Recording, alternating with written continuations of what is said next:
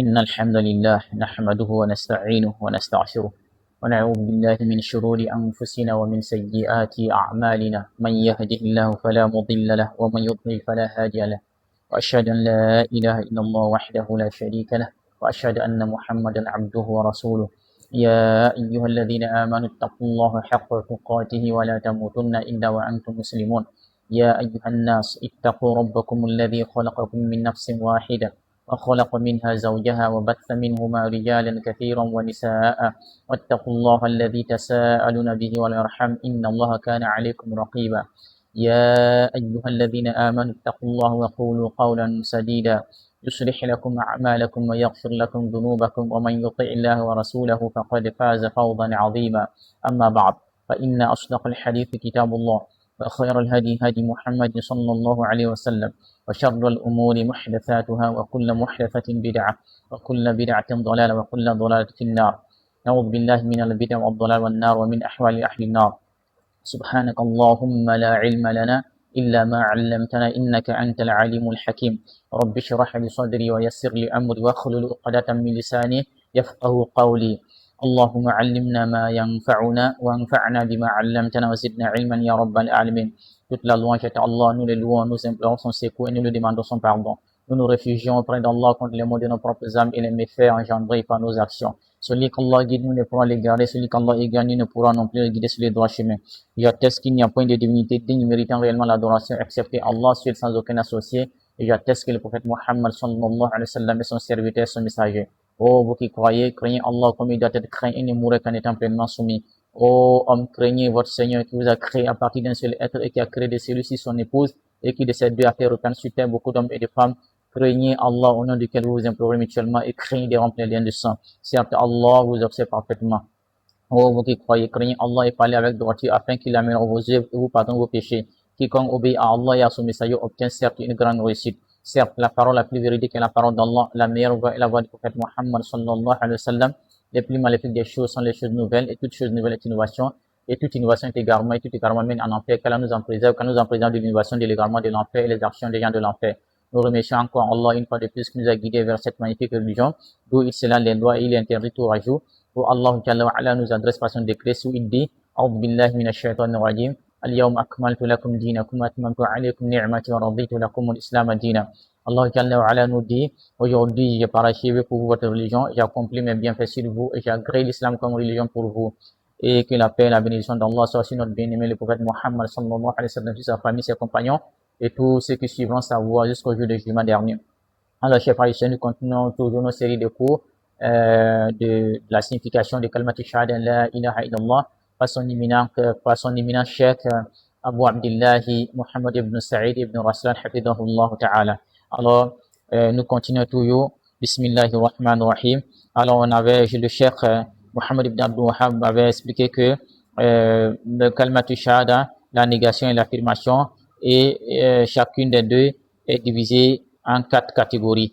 Et on avait expliqué les premières catégories où il dit wa ithbatu tanfi arba'ata anwa'in et wa tuthbatu arba'ata anwa'in. On avait dit tanfi al-ilahiyya et encore at-tawaghit, al-andad et puis wal-arbab. Et on avait expliqué ça précédemment. Inch'Allah, aujourd'hui, on va terminer on va faire le reste, Inch'Allah ta'ala. Alors, le cheikh dit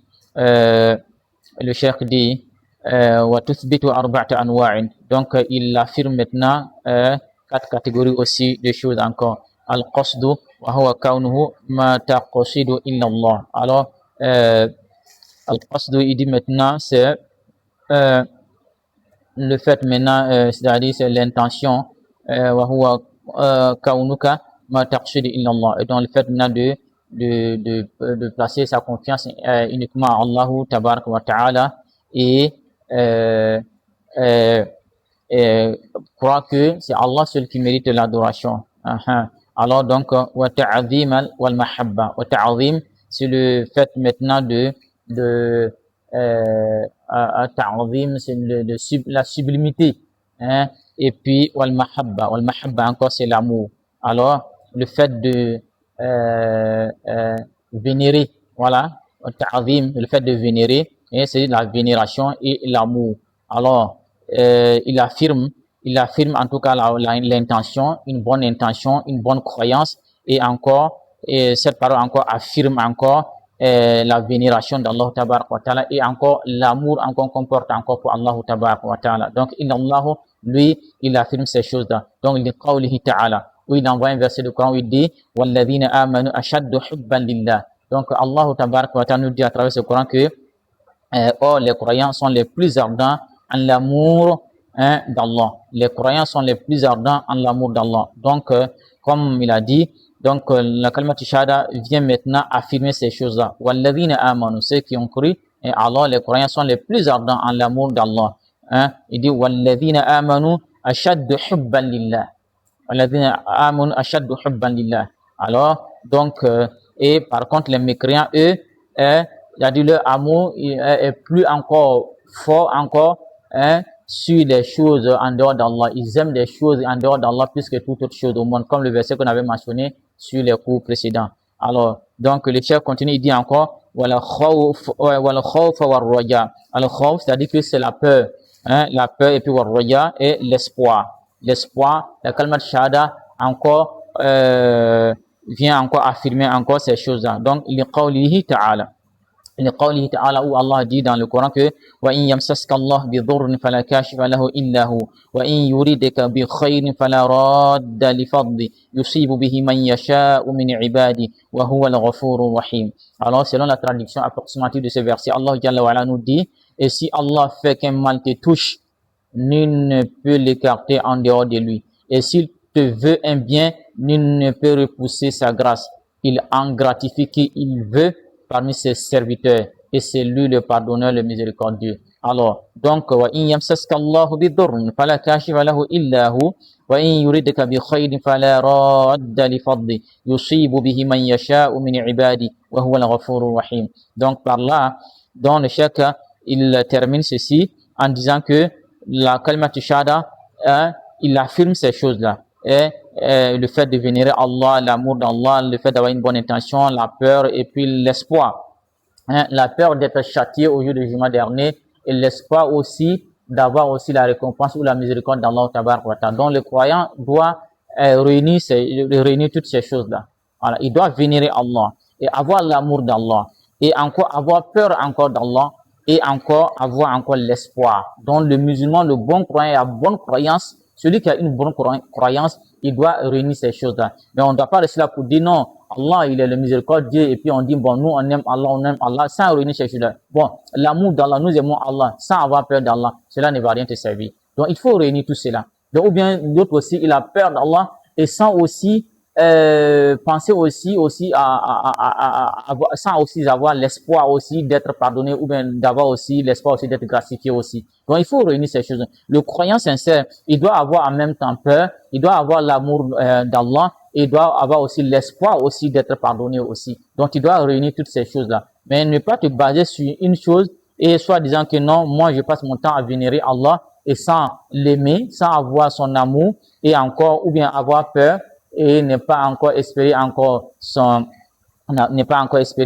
grâce ou bien sa miséricorde. Alors, le bon croyant sincère qui a une foi solide, il doit réunir encore tous ces paramètres-là et pour que vraiment il y ait une bonne croyance. Alors, chers frères et sœurs, donc, vous voyez que la kalima shahada, vraiment, le cheikh explique beaucoup de choses et beaucoup de bienfaits à travers ce livre pour vraiment celui qui veut vraiment comprendre vraiment la base et le fondement de sa religion, qu'il prenne le temps vraiment de suivre ses cours et étudier ses livres. Et, Inch'Allah ta'ala, il verra beaucoup de bienfaits dedans. Et à la fin de l'étude de ce livre, vraiment, il aura un grand bien où il aura vraiment tous les ingrédients pour pratiquer sa religion et ne pas placer sa confiance sur une créature quelconque et placer sa confiance entièrement à Allah. Et du moment où vraiment on a pu saisir la signification, le sens de cette parole, alors c'est le plus grand bonheur dans ce bas monde et encore le plus grand bonheur encore au lieu de là. Qu'Allah nous accorde cela. Donc sur ça, Donc, on va s'arrêter, Inch'Allah ta'ala. Donc, abonnez-vous, likez, activez la cloche de la notification et pour ne pas rater les prochaines publications, Inch'Allah ta'ala. Donc, sur ça, أقول قولي هذا وأستغفر الله لي ولكم ولسائر المسلمين والمسلمات من كل ذنب فاستغفروه إنه هو الغفور الرحيم.